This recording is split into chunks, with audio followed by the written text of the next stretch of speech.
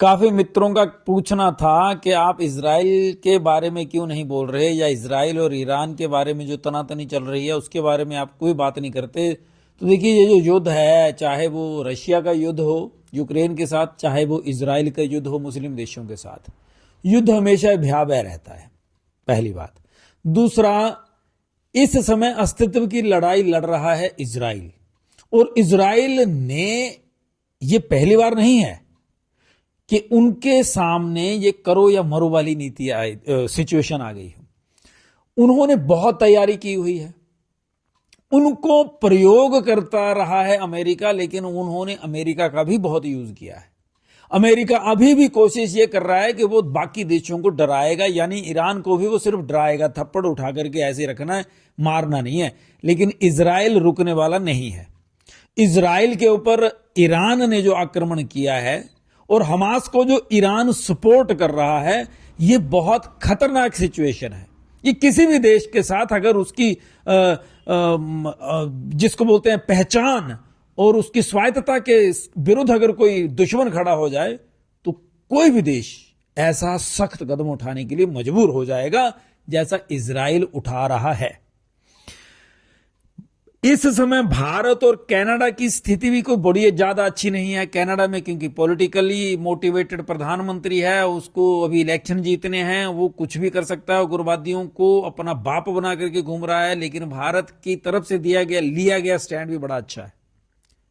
कम से कम हम लोग इस स्थिति में तो हैं कि हम लोग अब बोल सकते हैं। ये पिछले 10 सालों में आया बदलाव है, पॉजिटिव चेंज जो आया है, कॉन्फिडेंस लेवल हमारा बढ़ा है। लेकिन बात चल रही थी इजराइल की, तो इजराइल और ईरान का युद्ध असल में अब होगा। अब तक तो सिर्फ ये छोटे मोटे ट्रायल चल रहे थे, इसको आप कह सकते हैं। अब युद्ध का असली चेहरा आने वाले कुछ घंटों में सामने आएगा दुनिया के, क्योंकि इजराइल को 15 दिन हो गए हैं बदला लेने की आग में जलते हुए।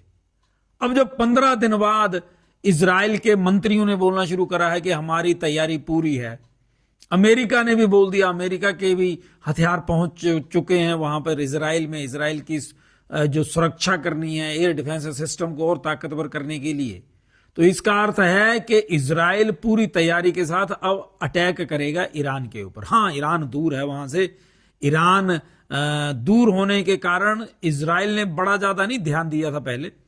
हां, लेकिन मैंने सुना है कि इजराइल ने पूरी तैयारी करी हुई थी कि अगर कहीं ईरान, क्योंकि ईरान हमास का बड़ा अच्छा सपोर्टर रहा है पहले से, ये हमेशा कोशिश करते रहे हैं कि किसी भी तरह से इजराइल को खत्म किया जाए, क्योंकि मुस्लिम कंट्री सारी एक होती नजर आ रही हैं। अब इजराइल ब्रह्मास्त्र छोड़ेगा या छोटे अस्त्रों से ही निस्तेनाबूद कर देगा ईरान के मंसूबे, ये देखना होगा। लेकिन कुछ भी हो, है दुखद, इंसानों का भी नुकसान होगा, इंसानी जानों का भी, जीव जंतुओं का भी नुकसान होगा, पर्यावरण का बहुत नुकसान हो जाएगा। लेकिन क्या करें, हवस जो भूख है सत्ता की, ये किसी भी क्षेत्र में, किसी भी प्राणी, जो अलग अलग तरह की, जो अलग अलग जीव जंतुओं की किस्में हैं, उनमें भी सत्ता के लिए लड़ाई चलती है। जानवरों में भी वही मनुष्य है, पढ़े लिखे हैं, साइंटिफिकली स्ट्रांग है, लेकिन हवस है जीतने की, दूसरे के ऊपर शासन करने की। और इसलिए मैं थोड़ा सा रुका था बीच में, 1-2 बार मैंने कोशिश करी, बोला भी, लेकिन मुझे लगा कि मैं युद्ध के बारे में बड़ा ज्यादा ना बोलूं। लेकिन क्योंकि ये हमारे से जुड़ा है और काफी मित्रों ने पूछा भी था, तो मेरा बिल्कुल स्टैंड क्लियर है। देखिए, युद्ध नहीं होना चाहिए, लेकिन रोक कौन सकता है? वही लोग जो युद्ध लड़ रहे हैं।